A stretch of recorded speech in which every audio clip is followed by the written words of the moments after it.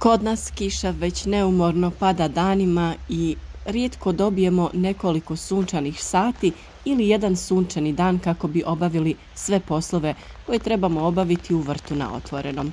No tada nam se pruža prilika da radimo oko biljaka u našem plasteniku. Što se tiče vremenskih uslova, ova godina je vrlo izazovna. Puno kišovitih dana i to su idealni uslovi za stvaranje različitih oboljenja i razvijanje štetnika. Upravo prirodna zaštita je ono što nam je potrebno i nju moramo odraditi na vrijeme kako bi naše biljke bile zdrave i otporne. Kao što vidite, na našim biljkama ima dosta lijepih cvjetova, te se nadamo obilnom broju plodova. Na listovima za sada nismo primijetili da se nakupljaju nikakvi štetnici i vjerujemo da je preventivna zaštita u ovom slučaju bila vrlo uspješna. U svakom slučaju, kako bi detektirali i znali kakve štetnike imamo i da pratimo njihovu brojnost, postavili smo različite trake u naš plastenik, ali i u vrt na otvorenom te u voćnjak. Na taj način možete kontrolirati vrstu i brojnost štetnika koji se nalaze u vašem okruženju.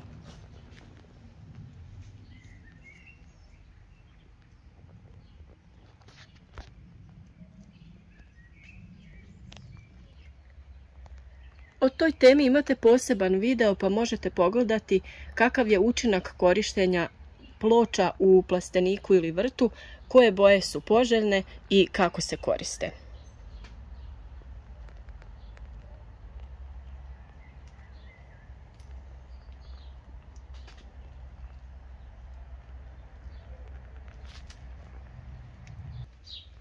Zdravlje naših biljaka je zadovoljavajuće, nema nekih oboljenja, a to smo uspjeli sa preventivnom zaštitom, različitim prirodnim sredstvima o kojima smo vam već dosta govorili.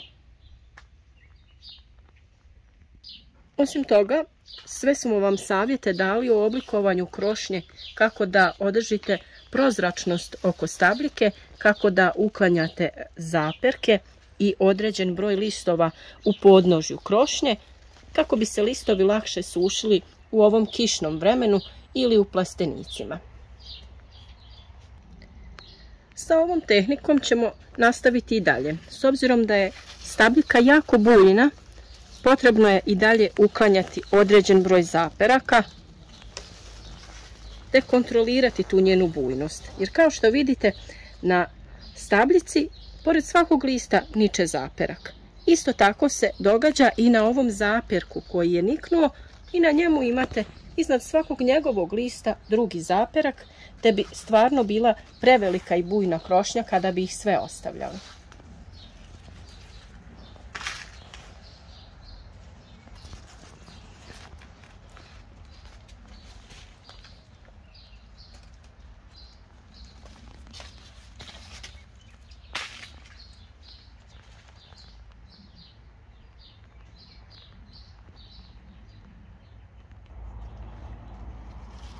Kada smo uklonili ove suvišne zaperke, potrebno je ukloniti i eventualno oboljele listove kako bi spriječili daljnje širenje bolesti na zdrave listove i zdrave biljke.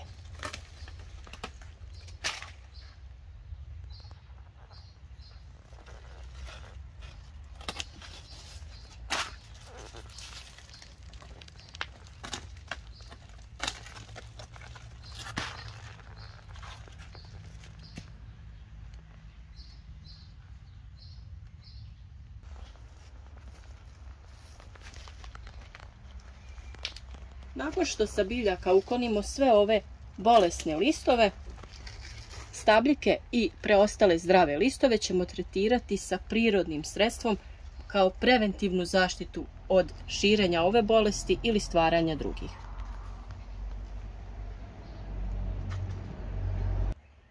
Za ovu namjenu, kako bi preventivno zaštitili naše biljke na prirodan način, danas ćemo koristiti ulje nima koje se jednostavno priprema i na prirodnoj je bazi, nije štetno ni za biljke, ni za ljude, ni za korisne kukce.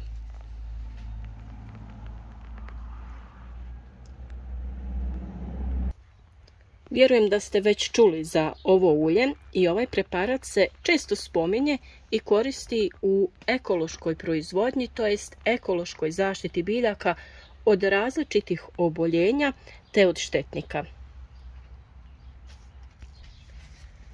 Danas ćemo vam pokazati kako se koristi ovo ulje, kako se priprema preparat i mi ćemo ga koristiti u svrhu zaštite od oboljenja krastavca te kako bi spriječili razvoj štetnika.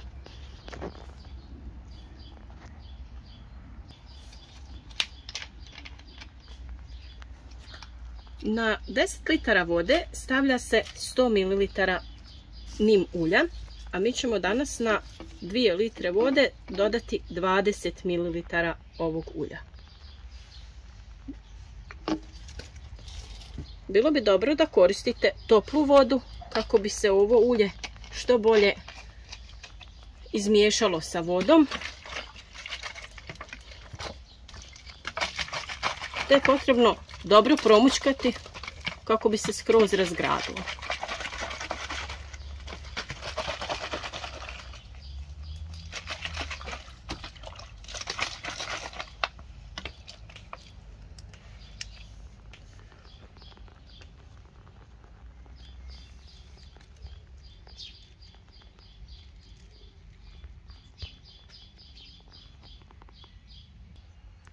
U slučaju da se ulje ne otapa u vodi u potpunosti, možete da dodate na 10 litara vode 100 ml mlijeka kako bi se lakše otapalo.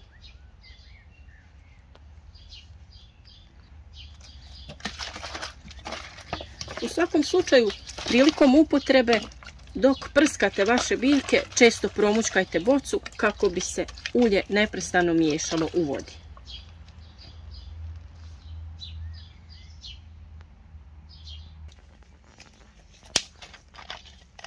Sada ćemo ovu otopinu nasuti u našu prskalicu kako bi mogli tretirati biljke preko listova i obavezno i sa donje strane listova kako bi zaštitili list od bolesti ili eventualnog razvoja štetnika.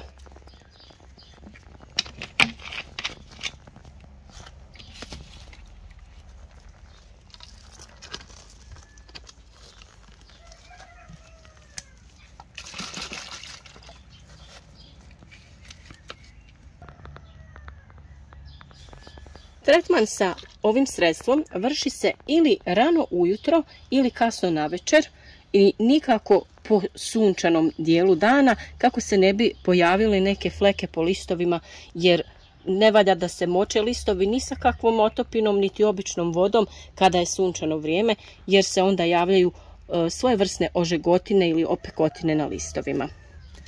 Kada radimo preventivnu zaštitu,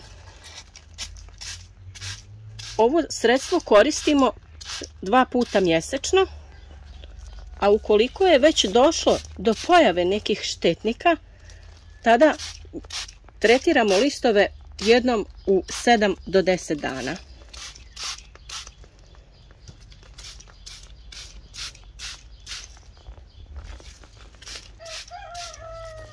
Kada imamo plodove na našim biljkama, bilo kakvi insekticidi ili fungicidi ne dolaze u obzir, ali ovakva prirodna sredstva nimalo ne štete plodovima niti korisnim insektima na biljkama.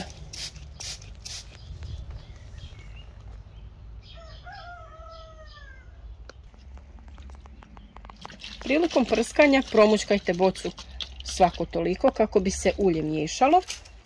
Obilno pošpricajte i lice i naličje listova.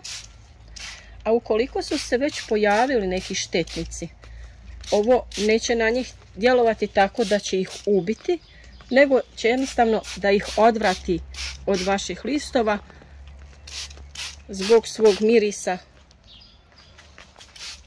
tako da će oni izbjegavati vaše biljke.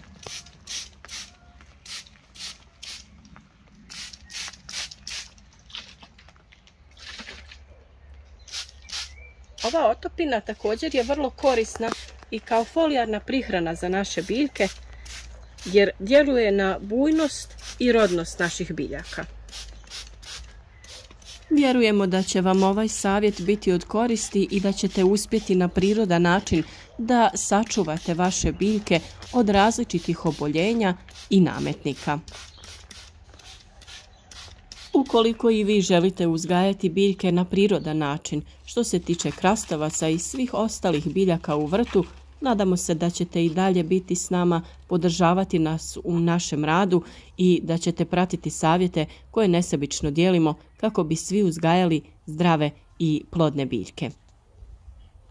Podržite naš rad, ostavite like ili komentar, pitajte ukoliko imate nekih nedoumica i naravno ako već niste, zapratite naš kanal te kliknite na zvonce pored znaka subscribe kako bi dobivali obavijesti o svakom novom korisnom videu. Puno pozdrava šaljemo svim našim pratiteljima i želimo jednu uspješnu sezonu uzgoja. A posebni pozdravi idu našim vjernim pratiteljima koji, vjerujem, su oni koji su dogledali ovaj video do kraja i naravno javiti će nam se u komentarima kako bi nas pozdravili.